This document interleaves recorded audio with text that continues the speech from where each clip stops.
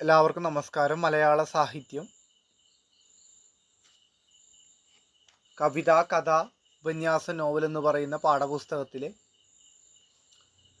രണ്ടാമത്തെ കഥയായിട്ടുള്ള മാധവിക്കുട്ടിയുടെ കോലാട് എന്ന കഥയാണ് നമ്മളിന്ന് പരിചയപ്പെടുന്നത്. മാധവിക്കുട്ടി എന്ന് പറയുന്ന എഴുത്തുകാരെ കുറിച്ച് നിങ്ങൾ കേട്ടിട്ടുണ്ടോ? മലയാള സാഹിത്യത്തിൽ വൈക്കം മുഹമ്മദ് ബഷീറിനെ പോലെ തന്നെ ലോകത്തെ മുഴുവൻ ആകർഷിച്ച ഒരു മലയാളി എഴുത്തുകാരിയായിരുന്നു മാധവിക്കുട്ടി. മാധവിക്കുട്ടി എന്നും കമലാസുരൈ എന്നൊക്കെ അറിയപ്പെടുന്ന ഒരു ഇന്ത്യൻ ഇംഗ്ലീഷ് എഴുത്തുകാരിയായിരുന്നു മാധവിക്കുട്ടി. മലയാളത്തിലെ ആദ്യകാല ചെറുകഥാകാരന്മാരിൽ അധികം സ്ത്രീ എഴുത്തുകാരെ നമുക്ക് കാണാൻ സാധിക്കില്ല. പിന്നീട് മലയാള ചെറുകഥയുടെ സുവർണ്ണ കാലഘട്ടം എന്നറിയപ്പെടുന്ന നവോത്ഥാന കാലഘട്ടത്തിൽ കെ സരസ്വതിയമ്മയെയും ലളിതാംബിക അന്തർജനത്തെ പോലുള്ള എഴുത്തുകാരെ എഴുതി തുടങ്ങി. അതിനുശേഷം മലയാള ചെറുകഥയിലേക്ക് കടന്നു വന്ന ആധുനികതയുടെ മുഖമായി കടന്നു വന്ന ഒരു എഴുത്തുകാരിയാണ് മാധവിക്കുട്ടി എന്ന് പറയുന്നത്. ആധുനികതയുടെ സവിശേഷത എന്ന് പറയുന്നത്, നേരത്തെ നമ്മൾ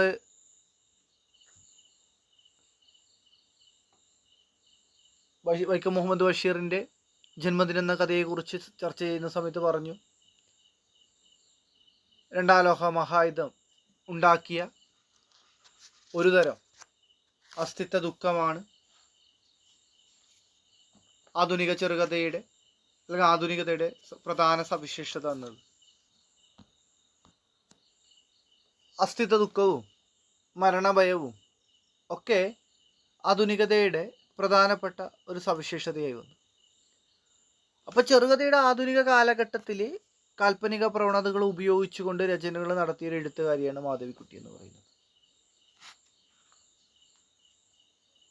അവർ നാലപ്പാട്ട് തറവാട്ടിൽ ജനിച്ച ആളാണ്.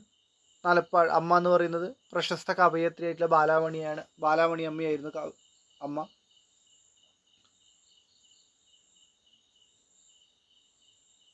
സമൂഹത്തിൻ്റെ പ്രശ്നങ്ങളെ ചിത്രീകരിക്കുന്നതോടൊപ്പം തന്നെ തൻ്റെ വ്യക്തിപരമായ പ്രശ്നങ്ങളിലേക്കും കൂടുതൽ ശ്രദ്ധ ചെലുത്താൻ വേണ്ടിയിട്ട് മാധവിക്കുട്ടിക്ക് സാധിച്ചിട്ടുണ്ട്. ഗ്രാമങ്ങളിൽ നിന്ന് നഗരങ്ങളിലേക്ക് മനുഷ്യർ ചേക്കേറി പാർക്കാൻ തുടങ്ങിയ ഒരു കാലഘട്ടത്തിൽ, നഗരവൽക്കരണ സാർവത്രികമായൊരു കാലഘട്ടത്തിൽ, അണുകുടുംബ വ്യവസ്ഥ രൂപപ്പെട്ടു വന്നൊരു കാലഘട്ടത്തിൽ അത്തരം സംഭവങ്ങൾ എങ്ങനെയാണ് മനുഷ്യ ജീവിതത്തെ ബാധിക്കുന്നത് എന്നത് കൃത്യമായി ചിത്രീകരിച്ച രണ്ട് കഥകളാണ്. വളരെ ചെറിയ രണ്ട് കഥകളാണ് കോലാട്, നെയ്പായസം എന്ന് പറയുന്ന കഥകൾ. അപ്പൊ കഥയിൽ ശില്പത്തിന് പ്രാധാന്യം നൽകി കഥയെ ഭാവഗാനമാക്കിയൊരു എഴുത്തുകാരിയാണ് അവർ. സ്ത്രീത്വവാദം മാധവിക്കുട്ടിയെ കഥകളുടെ ഒരു പൊതുഘടകമാവുന്നുണ്ട്. രതി മനുഷ്യനിലെ സ്വാഭാവികമായ ഒരു ആവേഗം എന്നതിനാൽ ആ ഭാവം തുറന്നെഴുതുന്നതിൽ തെറ്റില്ല എന്ന് പറഞ്ഞ് എഴുതപ്പെട്ട ചില കൃതികളുണ്ട്. അപ്പം മനുഷ്യന്റെ പച്ചയായ സ്വത്വം എടുത്തു കാട്ടുക വഴി മാധവിക്കുട്ടി സമൂഹം അണിഞ്ഞ പൊയ്മുഖം പൊളിച്ച് ദൂരെ എറിയുകയാണ് ചെയ്തിട്ടുള്ളത്. നാഗരികമായ പൊങ്ങച്ചങ്ങൾക്ക് നേരെ കരവാളോങ്ങുകയും മിതമായിട്ടുള്ള ചായക്കൂട്ടും ഒതുക്കമുള്ള ഋജുവായ കഥയും ഭാവസുന്ദരമായ അന്തരീക്ഷ സാമീപ്യവും മാധവിക്കുട്ടിയുടെ കഥകളുടെ പ്രത്യേകതകളായിട്ട് കാണാൻ പറ്റും. അപ്പോൾ പ്രകൃതിയുടെ ശബ്ദതാള ചലന മാധുര്യം ഹൃദയത്തിൽ ആവാഹിച്ചെടുത്ത് ചൈതന്യപൂർണമായിട്ട് പുനരവതരിപ്പിക്കുന്നു എന്നതിലാണ് മാധവിക്കുട്ടിയുടെ സർഗാത്മക വൈഭവം നാം കാണുന്നത്. അപ്പോൾ സ്ത്രീ വിമോചനത്തിൻ്റെ പ്രത്യയശാസ്ത്രം ഒരുതരം വാശിയോട് ഉയർത്തിപ്പിടിക്കുന്ന മാധവിക്കുട്ടി സ്ത്രീയെ ചങ്ങലക്കിടുന്ന പുരുഷ മേധാവിത്വത്തിൻ്റെ സൃഷ്ടിയായിട്ട് വിവാഹത്തെ കരുതുന്നുണ്ട്. സമൂഹത്തിൻ്റെ അതിക്രമങ്ങൾക്ക് അടിപ്പെട്ട സ്ത്രീയുടെ അന്തരാത്മാവിനെ ഭയവിഹ്വലതകളുടെ ദയനീയ ഭാവം, കാപഠ്യം എന്നെ അവർ അവതരിപ്പിക്കുന്നുണ്ട്. അപ്പം അതേസമയം തന്നെ പുരുഷ സാന്നിധ്യം കൂടാതെ സ്ത്രീയുടെ സ്വത്വം പൂർണ്ണമാകില്ലെന്ന് വിശ്വസിച്ച ഒരു എഴുത്തുകാരി കൂടിയാണ്. അപ്പം സ്ത്രീകളുടെ സ്വത്വത്തെ തുറന്നെഴുതുക, അവരുടെ കാമനകളും മറ്റെല്ലാതരം ചിന്തകളും തുറന്നെഴുതുക എന്നൊരു രീതി സ്വീകരിച്ച എഴുത്തുകാരിയാണ്. മലയാളി മധ്യവർഗം വച്ചു പുലർത്തിയിരുന്ന കപടതകളെ പരിഹസിക്കുകയും അതിനെ പൊളിച്ചെഴുതാനായിട്ട് ശ്രീകാമനകളെ തുറന്നെഴുതുകയും ചെയ്ത ഒരു എഴുത്തുകാരി. മനുഷ്യരുമായും ദൈവവുമായുള്ള ഉപാധികളില്ലാത്ത സ്നേഹത്തെക്കുറിച്ചാണ് മാധവിക്കുട്ടി നിരന്തരം എഴുതിയത്. ജാതിയോ മതമോ രാജ്യമോ വംശമോ ആ സ്നേഹത്തിനൊരു അതിർവരമ്പുകളായിട്ടില്ല. ലൈംഗികത എന്നത് സ്ത്രീകൾക്ക് ഉച്ചരിക്കാൻ പോലും നിഷിദ്ധമാക്കപ്പെട്ട ഒന്നാണെന്ന ധാരണയെ മാറ്റുകയും കുലസ്ത്രീ സങ്കല്പങ്ങളെ കണക്കറ്റ് പരിഹസിക്കുകയും ചെയ്ത ഒരു എഴുത്തുകാരിയാണ്. അപ്പോൾ ആത്മഭാവത്തിലുള്ള അല്ലെങ്കിൽ ആത്മഭാവത്തിൻ്റെ സങ്കീർത്തനമായിട്ടാണ് മാധവിക്കുട്ടിയിൽ കഥകൾ ഉണ്ടാകുന്നത് നമുക്ക് പറയാൻ പറ്റും. വായനക്കാരുടെ വീക്ഷണകോണുകളെ തലകീഴായി മറിക്കുന്ന രാഗത്തിൻ്റെയും കാമനയുടെയും തേങ്ങലിൻ്റെയും വിശാല ഭൂമികയായിട്ട് ആ കഥകൾ മാറുന്നുണ്ട്. ആഖ്യാന ഭംഗി, ഭാഷയുടെ ന്യൂനോക്തി, കഥയുടെ ഇഴയടുപ്പം, ധ്വനന ശക്തി, കവിതയോട് അടുത്തു നിൽക്കുന്ന വാക്പ്രയോഗങ്ങൾ തുടങ്ങിയ പ്രത്യേകതകൾ ആ രചനകൾക്ക് ഉണ്ടായിട്ടുണ്ട്. അപ്പോൾ യാഥാർത്ഥ്യവും കാൽപ്പനികതയും ഇടകലർന്ന ഒരു രചനാരീതിയാണ് അവർ സ്വീകരിച്ചിട്ടുള്ളത്. ഏകാന്തതയും അന്യവൽക്കരണവും അസ്തിത്വചിന്തയും മൃത്യുബോധവും രതിയും പാവബോധം അടക്കം മനുഷ്യജീവിതത്തിൻ്റെ വിവിധ തരത്തിലുള്ള അവസ്ഥകൾ കഥകളിൽ പ്രമേയമാവുന്നുണ്ട്. അപ്പോൾ വ്യവസ്ഥകളെ തകർക്കുക എന്നത് ധർമ്മമായിട്ട് കരുതിയ മാധവിക്കുട്ടി സ്ത്രീത്വത്തിൻ്റെ പലവിധ ആവിഷ്കാരത്തിലൂടെ നടപ്പിലാക്കുന്നുണ്ട്. കുടുംബം എന്നതും കുലീനത, ലൈംഗികത, ജാതീയത, മതാനുശാസനങ്ങൾ, വ്യത്യസ്ത തരം അധികാര സ്ഥാപനങ്ങൾ എന്നിവയെല്ലാം സവിശേഷമായിട്ടാണ് മാധവിക്കുട്ടി സ്വീകരിക്കുന്നുള്ളത്. മാധവിക്കുട്ടി കഥകളിലെ ഗ്രാമവും തറവാടും യാത്രയും ഓർമ്മകളും പല വിധത്തിൽ കടന്നു വരുന്നുണ്ട്. അനുഭവങ്ങളോട് വൈകാരികമായ സമീപനം എന്ന് പറയുന്നത് കഥകളുടെ പൊതു പ്രത്യേകതയാണ്. ഈ കഥക്കകത്ത് നമുക്കത് കാണാൻ പറ്റും. കോലാട് എന്ന കഥക്കകത്ത് മൗനം മാത്രമുള്ള ദാമ്പത്യവും തൻ്റെ സ്വപ്നങ്ങളിലേക്ക് ദാമ്പത്യത്തിൻ്റെ കെട്ടുപാടുകളിൽ നിന്ന് വിടുതൽ തേടിയുള്ള ഇറങ്ങി നടപ്പും മാധവിക്കുട്ടിയിൽ കാണാം. അപ്പോൾ അത്തരത്തിൽ മാധവിക്കുട്ടി ധാരാളം കഥകൾ എഴുതിയിട്ടുണ്ട്. അപ്പോൾ ചെറുകഥയുടെ ഈ പറയുന്ന ആദ്യ കാലഘട്ടത്തിൽ എം ടി വാസുദേവൻ നായരും ടി പത്മനാഭൻ തുടങ്ങിയ സമകാലികർക്കൊപ്പം എഴുതുകയും ചെയ്ത ആ മാധവിക്കുട്ടി, അപ്പോൾ ഈ പറയുന്ന ഒരു കഥ എടുത്തു കഴിഞ്ഞാൽ, കോലാട് എന്നൊരു കഥ എടുത്തു കഴിഞ്ഞാൽ ആ കോലാട് എന്ന കഥ അവതരിപ്പിക്കുന്നതിന് മുന്നുപാധിയായിട്ട് വീട്ടമ്മ എന്ന നിലയിൽ സ്ത്രീകൾ അനുഭവിക്കേണ്ടി വരുന്ന ദുരിതങ്ങളും കഷ്ടതകളൊക്കെ കാണിക്കാൻ പറ്റും. ദ ഗ്രേറ്റ് ഇന്ത്യൻ കിച്ചൺ എന്നൊരു സിനിമ ഉണ്ട്. ആ സിനിമയിൽ തേഞ്ഞു തീരുന്ന വീട്ടുപകരണം പോലെ ഒരു അടുക്കളയിൽ നരകിക്കുന്ന സ്ത്രീയെ അവതരിപ്പിച്ചിട്ടുണ്ട്. മാധവിക്കുട്ടിയുടെ നെയ്പായസം എന്ന കഥയിൽ പേരില്ലാത്ത ഒരു സ്ത്രീ കഥാപാത്രം പെട്ടെന്നില്ലാതായി പോകുന്ന ഒരു വീട്ടമ്മ കാണാൻ പറ്റും. കോലാട് എന്ന കഥയിൽ ദൈവത്തിന് ഈ കഥകൾക്ക് രണ്ട് സാമ്യമുണ്ട്. കോലാട് എന്ന കഥക്കകത്തും ഒരു സ്ത്രീയെ കാണാൻ പറ്റും. അപ്പോൾ ഈ കഥക്കകത്ത് ഈ പറയുന്ന വീട്ടിൽ ഈ സ്ത്രീ മഞ്ഞക്കാമല എന്ന് പറയുന്ന രോഗം ഗുരുതരമായിട്ട് ബാധിച്ച് ഹോസ്പിറ്റലിൽ കിടക്കുന്ന സമയത്ത് അവർ ഹോസ്പിറ്റലിൽ കിടക്കൽ വെച്ചിട്ട് അർദ്ധബോധത്തിൽ പ്രകടിപ്പിക്കുന്നത് അടുക്കളയിൽ പരിപ്പ് കരിഞ്ഞ് മണക്കുന്നുണ്ടെന്ന് പറയുന്നൊരു കാര്യമാണ്. നെയ്പായസത്തിലാണെങ്കിൽ കുട്ടികൾക്ക് കഴിക്കാൻ വേണ്ടി അവർക്ക് ഏറ്റവും ഇഷ്ടമുള്ള നെയ്പായസം ഉണ്ടാക്കി വെച്ച് മരണപ്പെട്ടു പോകുന്ന ഒരു അമ്മയെയാണ് കാണിച്ചിരുന്നത്. അപ്പം ഇത്തരത്തിൽ മരണം ഈ പറയുന്ന സ്ത്രീകൾ അണുകുടുംബ വ്യവസ്ഥയിൽ വരുന്ന സമയത്ത് സ്ത്രീകൾ ദാമ്പത്യത്തിനകത്ത് അനുഭവിക്കേണ്ടി വരുന്ന വേവലാതികൾ, അല്ലെങ്കിൽ അവർ പെട്ടെന്ന് ഇല്ലാതായി പോകുന്ന ആധുനികതയുടെ സ്വഭാവം, അവരുടെ സ്വത്വത്തെ പോലും ആവിഷ്കരിക്കാൻ പറ്റാത്ത ഒരവസ്ഥയെ ചിത്രീകരിക്കുന്ന ഒരു കഥയാണ് കോലാട് എന്ന് പറയുന്നത്. മാധവിക്കുട്ടിയെ കുറിച്ച് പറയുമ്പോൾ മാധവിക്കുട്ടി മലയാളത്തിലും ഇംഗ്ലീഷിലും കഥകൾ രചിച്ച ഒരു എഴുത്തുകാരിയാണ്. കഥകളും ചെറുകഥയും കവിതയും ജീവചരിത്രം അങ്ങനെ വിവിധ മേഖലകളിൽ എഴുതിയിട്ടുണ്ട്. ഇംഗ്ലീഷിൽ കമലാദാസ് എന്ന പേരിലാണ് അവർ കഥകൾ രചിച്ചതെന്ന് നമുക്ക് കാണാൻ സാധിക്കും. അപ്പോൾ അവരുടെ കൃതികൾ നോക്കേണ്ടതുണ്ട്. നോവൽ പ്രൈസിന് നാമനിർദ്ദേശം ചെയ്യപ്പെട്ടൊരു എഴുത്തുകാരിയാണ്. 1984 സാഹിത്യത്തിനുള്ള നോബൽ പ്രൈസിന് നാമനിർദ്ദേശം ചെയ്യപ്പെട്ട ഒരു എഴുത്തുകാരി കൂടിയാണ്.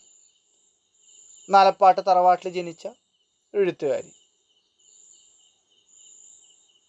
അപ്പോൾ മാധവിക്കുട്ടിയുടെ ജീവിതം പ്രമേയമാക്കുന്ന ഒരു സിനിമ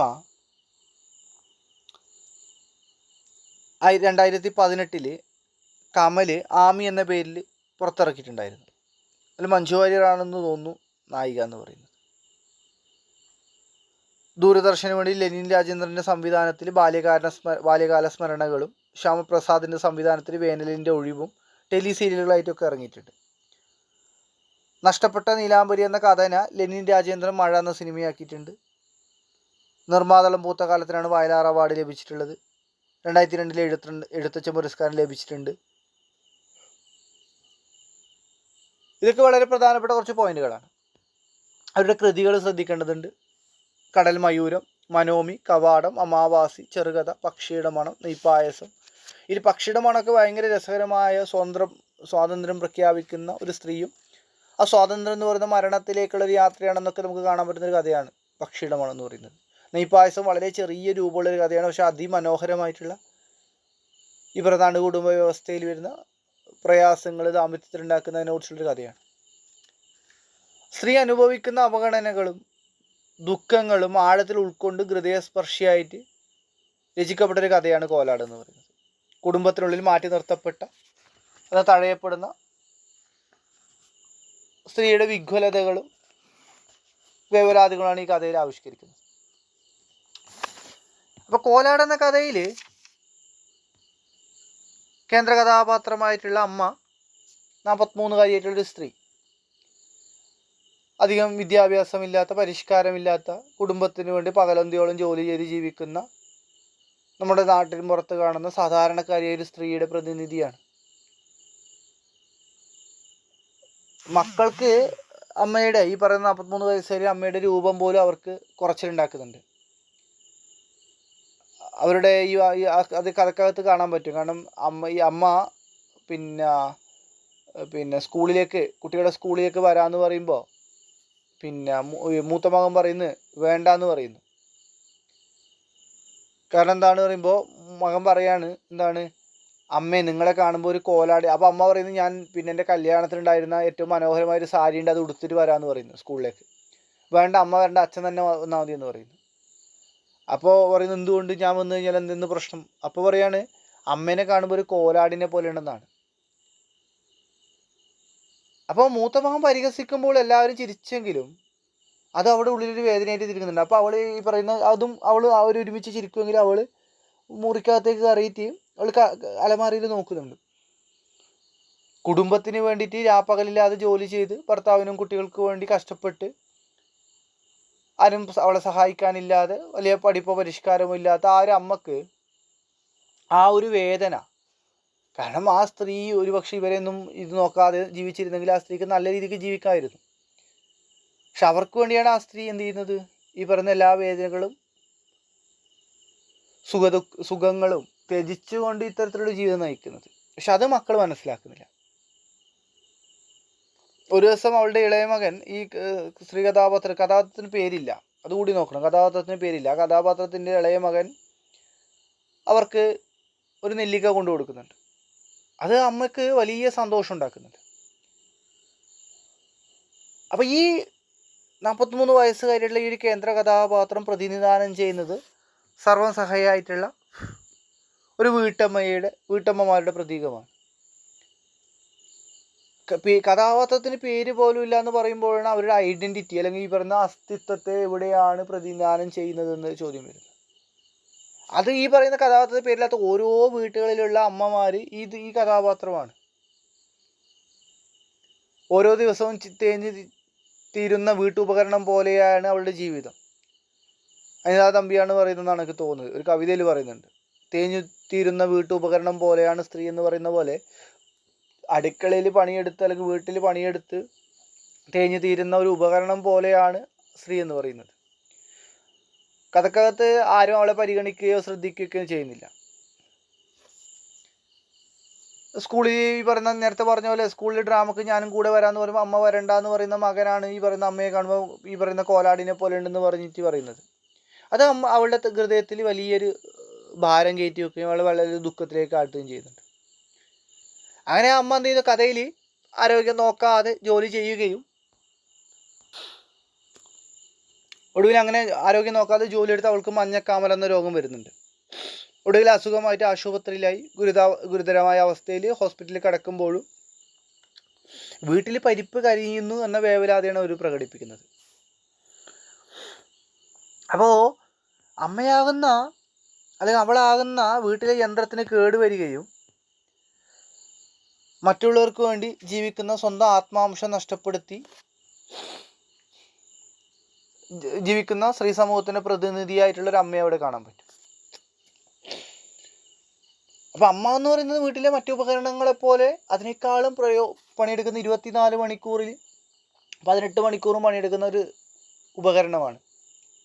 നിരന്തരം പണിയെടുത്ത് എല്ലാ ഉപകരണവും നിരന്തരം പണിയെടുത്താലും എന്താ റെസ്റ്റില്ലാണ്ട് നശിച്ചു പോകും. അതേപോലെ അവർക്ക് അവരുടെ ജീവിതം നഷ്ടപ്പെട്ടു പോകുന്നു. അപ്പോഴും അമ്മയുടെ മനസ്സെന്ന് പറയുന്ന അടുക്കളയിൽ കരിഞ്ഞു മണക്കുന്ന പരിപ്പിലേക്കാണ് ഈ അബോധ മനസ്സിൽ പോകുന്നത്. അപ്പോൾ എത്രത്തോളം അവരെ അടുക്കളയിൽ മൊത്തം തളച്ചിട്ടു എന്ന് ഈ പറയുന്ന സ്ത്രീകളെ കുടുംബ വ്യവസ്ഥ, വിവാഹം, ദാമ്പത്യം എന്ന് പറയുന്നത് അടുക്കളയ്ക്കുള്ളിൽ മാത്രം അല്ലെങ്കിൽ ഈ പറയുന്ന വീട്ടു ജോലികൾക്കുള്ളിൽ തളച്ചിട്ടു എന്നതിൻ്റെ പ്രതീകമാണ് ഈ കഥ എന്ന് പറയുന്നത്. അപ്പോൾ ഈ കഥ വായിക്കുമ്പോൾ നമ്മുടെ ഉള്ളിലൊരു വിങ്ങലായിട്ട് ഒരു സ്ത്രീയുണ്ട്. ആ ഒരു കുസൃതിക്കാരനായ മൂത്ത മകൻ അവളെ ആടിനോടാണ് ഉപമിക്കുന്നത്. പിന്നീട് ആ മകൻ പോയ സമയത്ത് ബാക്കിയുള്ളവർ പുറത്ത് പോയപ്പോൾ കണ്ണാടി നോക്കിയിട്ട് സങ്കടത്തോടെ സ്വന്തം മെലിഞ്ഞ മുഖം നോക്കിയിട്ട് തൻ്റെ മെലിഞ്ഞ കവിളുകളെ പൂർണ്ണമാക്കാനുള്ള വഴികൾ ആലോചിക്കുന്നുണ്ട്. ആ കവിളുകൾ അവർ മെലിഞ്ഞ ഉണങ്ങിയ കവിളുകൾ നല്ല ആരോഗ്യത്തിൽ വന്നു കഴിഞ്ഞാൽ അത് അവളുടെ ജീവിതത്തെയും ഉറപ്പിച്ചേക്കാവുന്ന ഒരു ചിന്തയിൽ അവളുടെ യൗവനവും സമൃദ്ധമായ ശരീരം ഉള്ളപ്പോൾ അപ്പോൾ അവളിപ്പോൾ താമസിക്കുന്നത് ഈ പറഞ്ഞ കട്ടിലല്ല.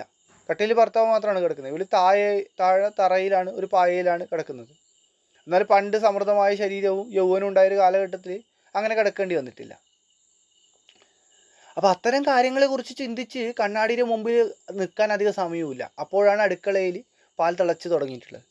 അപ്പോഴും സ്വന്തം രൂപത്തെ നോക്കാൻ പോലും സമയമില്ലാത്തത്ര തിരക്ക് ഒരു വീട്ടിലൊരു സ്ത്രീക്ക് അനുഭവിക്കേണ്ടി വരുന്നത് നമുക്ക് ഇതിനകത്ത് കാണാൻ പറ്റും. പ്രഭാതം മുതൽ രാവിലെ മുതൽ വൈകുന്നേരം വരെ അനന്തമായി അധ്വാനിച്ചുകൊണ്ട് തൻ്റെ കുടുംബത്തെ പരിപാലിക്കുകയും അവർക്ക് വേണ്ട കാര്യങ്ങളൊക്കെ ചെയ്യുന്ന ഒരു വീട്ടമ്മ. അവളുടെ ശരീരം വിളറിയും മെലിഞ്ഞും ചില സ്ഥലങ്ങളിൽ ദുർബലമായിട്ട് കാണപ്പെടുന്നുണ്ട്. പക്ഷെ ഒരിക്കലും അവർ പരാതിപ്പെടുന്നില്ല, ക്ഷീണം കൊണ്ട് തളരുന്നില്ല. അത് കാരണം അവർ കുളിമുറിയിൽ നിന്ന് അടുക്കളയിലേക്കും പുറകിലേക്കും ബക്കറ്റ് വെള്ളം ചുമക്കുമ്പോൾ അവിടെ ഭർത്താവോ അവിടെ മുതിർന്ന മക്കളോ സഹായിക്കാൻ ആരും മെനക്കെടുന്നില്ല. ഇത് നമ്മുടെ ഈ കോലാട് എന്ന് പറയുന്ന കഥ 1960-കളിൽ എഴുതപ്പെട്ടതാണെങ്കിലും ഇന്നും അന്നും നമ്മുടെ വീട്ടകങ്ങളിൽ അമ്മമാർ അനുഭവിക്കുന്ന അതേ കാര്യം തന്നെയാണ്. ഇതിൽ മാറ്റങ്ങളൊന്നുമില്ല. ആ അമ്മ എന്ന് പറയുന്ന അമ്മയെ സഹായിക്കാണ്ട് ആരും തയ്യാറാവുന്നില്ല. അവിടെ ഈ പറയുന്ന ദുർബലമായ ശരീരം കൊണ്ട് ഈ കാര്യങ്ങൾ ചെയ്യുമ്പോൾ ആരും സഹായിക്കുന്നില്ല.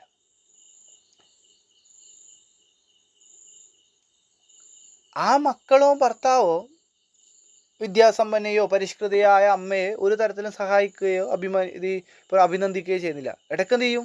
വീട് വൃത്തിയാക്കുന്നതിലും തുടച്ചു നീക്കുന്നതിലും ഭക്ഷണം പാകം ചെയ്യുന്നതിലും വസ്ത്രങ്ങൾ കഴുകുന്നതിലും ഇസ്തിരി ഇടുന്നതിലും അവളുടെ പ്രശസ്തമായ കഴിവുകളെ അവർ ഉറക്കെ പുകഴ്ത്തുന്നുണ്ട്. ആ പുകഴ്ത്തൽ അല്ലെങ്കിൽ ആ സ്തുതി കേൾക്കുമ്പോൾ അവൾ പുഞ്ചിരിക്കുന്നുണ്ട്. അപ്പോൾ കേവലം അവരുടെ ഈ പറയുന്ന മക്കളുടെയും ഭർത്താവിൻ്റെയും ആവശ്യങ്ങൾ നിറവേറ്റുന്ന ഒരു യന്ത്രത്തെ പോലെ മാത്രമാണ് ഇവിടെ കാണുന്നത് സ്ത്രീയെ. ചീഞ്ഞഴുകുന്ന പല്ലുകൾ പുറത്ത് കാട്ടി അവർ ചിരിക്കുകയാണ്. അപ്പോൾ ഒരു ദിവസം ഈ പറഞ്ഞ ഇളയ മകൻ അമ്മക്ക് സ്കൂളിൽ നിന്ന് വരുമ്പോൾ ഒരു നെല്ലിക്ക നൽകുന്നുണ്ട്. അന്ന് അവളുടെ കണ്ണുകൾ നിറയുന്നുണ്ട്. അടുക്കളയിൽ ഇരുണ്ട കോണ് ഇരുന്നു കൊണ്ട് അവർ സന്തോഷത്തോടെ അശ്രു പൊഴിക്കുന്നുണ്ട്. കാരണം എന്താണ്? തൻ്റെ മകൻ ആദ്യമായിട്ട് തനിക്കൊരു സമ്മാനം നൽകിയതിൽ.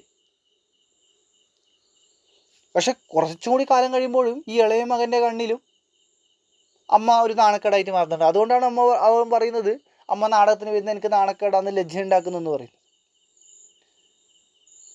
അപ്പോൾ ഈ പറയുന്ന സ്ത്രീ എന്ന് പറയുന്ന അല്ലെങ്കിൽ അമ്മ എന്ന് പറയുന്ന അല്ലെങ്കിൽ ഈ പറയുന്ന ഭാര്യ എന്ന് പറയുന്ന രണ്ട് നേർത്ത കാലുകൾ ആ ചെറിയ വീടിനെ നിരന്തരം ചലിപ്പിക്കുന്നുണ്ട്. ഒരിക്കലും വിശ്രമിക്കുന്നില്ല. പക്ഷെ എന്തായി? നിരന്തരം വിശ്രമിക്കാതെ പണിയെടുത്ത് ആ യന്ത്രവും നിലച്ചു പോകുന്നു. ഒടുവിൽ അവൾക്ക് പനി പിടിച്ച് വയറ് വേദനിക്കാൻ തുടങ്ങി. അപ്പോൾ ഈ വയറ് വേദനിക്കുന്ന സമയത്ത് അവളെന്ത് മുമ്പൊന്നും ആരോട് പറഞ്ഞിട്ടാ? ഭർത്താവിനോടോ വീട്ടുകാരോടൊന്നും പറഞ്ഞിട്ടാ. ഇഞ്ചി നീരോ അല്ലെങ്കിൽ രസമോ കഴിച്ചിട്ട് ആ വേദനയും ഒക്കെ അവൾ ഇല്ലാതാക്കിയിരുന്നു. എന്നാൽ ഇഞ്ചിക്കോ രസത്തിനോ ആ വേദന ശമിപ്പിക്കാനൊന്നും സാധിച്ചിട്ടില്ല. 10 ദിവസം കഴിഞ്ഞിട്ടാണ് ഡോക്ടർ അവളുടെ ഭർത്താവിനോട് പറയുന്നത് ദയവായിട്ട് അവളെ ഉടനെ ആശുപത്രിയിലേക്ക് മാറ്റും, അവൾക്ക് മഞ്ഞ കാമലയാണെങ്കിൽ മഞ്ഞപ്പിത്താണെന്ന് പറയുന്നത്. ഇപ്പോൾ സ്കൂൾ പുസ്തകങ്ങൾ വായിക്കുന്ന കുട്ടികളൊക്കെ പെട്ടെന്ന് പരിഭ്രാന്തരാകുന്നു. ഒരു സഹായി അവളെ ആശുപത്രിയിൽ ഒരു ഗർണിയിൽ ഉയർത്തിയപ്പോൾ അവൾ കണ്ണു തുറന്ന് കരയുന്നുണ്ട്. അയ്യോ, പയറുവർഗ്ഗങ്ങൾ സ്റ്റൗവിൽ കത്തുന്നതായി ഞാൻ കരുതുന്നു എന്ന് പറയുന്നുണ്ട്. അപ്പോൾ ഈ പറയുന്ന ഹോസ്പിറ്റലിൽ പോലും പോവാതെ അപ്പോഴും ഈ പറയുന്ന പോലെ ഹോസ്പിറ്റലിൽ പോയി കഴിഞ്ഞാൽ അത്ര പൈസ കുറയാൻ വേണ്ടിയിട്ടും ആ സമയം വീട്ടിൽ പണിയെടുക്കാൻ പറ്റില്ല എന്നൊക്കെ കരുതിയിട്ടാണ് പറയുന്നത്. അപ്പം ഇത്തരത്തിൽ നമ്മുടെ മനസ്സിലൊരു അസ്വസ്ഥത നിറക്കുന്ന, നൊമ്പരം നിറക്കുന്ന, നോവ് നിറക്കുന്ന ഒരു കഥയാണ് മാധവിക്കുട്ടിയുടെ കോലാട് എന്ന് പറയുന്നത്. വളരെ ചെറിയ രൂപമുള്ള കഥയാണ്. നമ്മുടെ ലൈബ്രറികളൊക്കെ നമുക്ക് ലഭ്യമാകുന്ന വളരെ ചെറിയൊരു കഥയാണ്. പക്ഷേ ഇത് ഈ ഹൃദയ ദ്രവീകരണം ഉളവാക്കുന്ന ഒരു സ്വഭാവം ഈ കഥക്കുണ്ട്. മാതൃത്വത്തിൻ്റെ നിസ്വാർത്ഥ സേവനമാണ് ഇതിൻ്റെ ദൃഷ്ടാന്തമാണ് ഈ കഥയുടെ കേന്ദ്രവികാരം. അപ്പോൾ അവിടെ ഈ പറയുന്ന മാതൃത്വത്തിൻ്റെ, അതല്ലെങ്കിൽ ഈ പറയുന്ന ഒരു കുടുംബിനിയുടെ നിസ്വാർത്ഥ സേവനം മാത്രമല്ല, സ്ത്രീകൾ പൊതുവെ അനുഭവിക്കേണ്ടി വരുന്ന ഈ പരത്തര അവഗണനകൾ, വെല്ലുവിളികളൊക്കെ ഈ കഥക്ക് ചൂണ്ടിക്കാണിക്കുന്നുണ്ട്. സ്ത്രീകളുടെ മാനസിക വ്യവഹാരങ്ങളുടെ സൂക്ഷ്മമായ ആവിഷ്കാരങ്ങളായിരുന്നു ഈ കഥകളെന്ന് പറയാം, അല്ല ഈ കഥ എന്ന് പറയാം. മാധവിക്കുട്ടി മറ്റു കഥകൾ ഇത്തരത്തിലുള്ള കഥകളാണ്. കോലാട് എന്നൊരു കഥ എടുത്തു കഴിഞ്ഞാൽ അതിനകത്ത് സ്വന്തം മക്കളാൽ പോലും പരിഹസിക്കപ്പെടുന്ന ഒരു അമ്മയെയാണ് കാട്ടിത്തരുന്നത്. അപ്പോഴും ഒരു പരിഭവമോ പരാതിയോ ഇല്ലാതെ അവളെല്ലാം സഹിക്കുന്നുണ്ട്. അമ്മ ഒരു കോലാടിനെ പോലെ ഉണ്ടെന്ന് മകൻ പറയുകയും എൻ്റെ സ്കൂളിൽ അമ്മ വരണ്ടെന്ന് മറ്റൊരു മകൻ പറയുമ്പോഴും അത് അവളിൽ വലിയൊരു ദുഃഖം ഉണ്ടാക്കുന്നുണ്ട്. പക്ഷെ അവളതൊന്നും പുറത്ത് കാണിക്കുന്നില്ല. മകൻ ചെറിയൊരു നെല്ലിക്ക കൊണ്ടു നിന്ന സമയത്ത് അത് അമ്മയിൽ വലിയൊരു സന്തോഷം അവളിൽ ഉണ്ടാക്കുന്നുണ്ട്. അപ്പോഴും പേരില്ലാത്ത ഒരു ആളാണ്. സ്വന്തം ഐഡൻറ്റിറ്റി പോലും വെളിപ്പെടുത്താനാവാത്തൊരു കഥാപാത്രമായിട്ട് ഇതിനകത്തുള്ള സ്ത്രീ മാറുന്നുണ്ട്. ഗുരുതരമായ അസുഖം വരുമ്പോഴും വീടിനെ കുറിച്ചുള്ള വേവലാതികളാണ് നമുക്ക് അതിനകത്ത് കാണാൻ പറ്റുക. അപ്പോൾ ഇത്തരത്തിലുള്ള നിരവധി ജീവിതങ്ങൾ, നിരവധി സ്ത്രീകൾ നമ്മുടെ ചുറ്റുപാടുകൾ കാണാൻ പറ്റും. അപ്പോൾ അത്തരത്തിലൊരു സന്ദർഭത്തിൽ കൂടി ആ ഒരു സന്ദർഭത്തെ മുൻനിർത്തിക്കൊണ്ടുകൂടി ഈ കഥ വായിച്ചെടുക്കേണ്ടത്. അപ്പോൾ കേവലം ഒരു കാലഘട്ടത്തിൽ സ്ത്രീ അനുഭവിച്ച ഒരു കാര്യമല്ല, മറിച്ച് എല്ലാ കാലഘട്ടത്തിലുള്ള സ്ത്രീകൾ അനുഭവിക്കുന്ന ഒരു വലിയൊരു പ്രശ്നത്തെയാണ് ഈ കഥയിൽ ചൂണ്ടിക്കാണിച്ചിട്ടുള്ളത്. സ്ത്രീകൾ അടുക്കളയിൽ മാത്രം ഒതുങ്ങിപ്പോവേണ്ടി വരുന്ന ഒരു സാഹചര്യത്തെ മുൻനിർത്തിയാണ് ഈ ഒരു കഥ. ഈ കുടുംബ ബന്ധത്തിനകത്ത് സ്ത്രീയുടെ സാന്നിധ്യത്തെ വിമർശന വിധേയമാക്കുകയും ചെയ്യുന്നതിന് നമുക്ക് കാണാൻ പറ്റും. അപ്പോൾ അത്തരത്തിലുള്ള ഒരു കാഴ്ചപ്പാടിൽ വേണം ഈ കഥ വായിച്ചു നോക്കേണ്ടത്. ഈ കഥ വായിക്കുക, അതേപോലെ തന്നെ മാധവിക്കുട്ടിയുടെ മറ്റ് കഥകളും വായിക്കുക. ഈ കഥ മാത്രമല്ല മറ്റ് കഥകളും വായിക്കുക. ഈ കഥകളുടെ ഒരു പൊതുവായിട്ടുള്ള ഈ ഒരു ധാര, സ്വഭാവം മനസ്സിലാക്കിക്കൊണ്ട് ഉത്തരം എഴുതുന്ന സമയത്ത് പോലും വർത്തമാനകാലത്തുള്ള സ്ത്രീ ജീവിതങ്ങളെക്കുറിച്ച്, കഥക്കകത്തുള്ള സ്ത്രീ ജീവിതം മാത്രമല്ല, സ്ത്രീകൾ പൊതുവായിട്ട് അനുഭവിക്കുന്ന ജീവിതത്തെക്കുറിച്ച് കൂടി ഉൾപ്പെടുത്തിക്കൊണ്ട് വേണം ഉത്തരങ്ങൾക്ക് എഴുതേണ്ടത്. ഓക്കെ, ഇതിനകത്തുള്ള വൺ വേർഡുകളും കൃത്യമായി നോക്കുക. ഓക്കെ.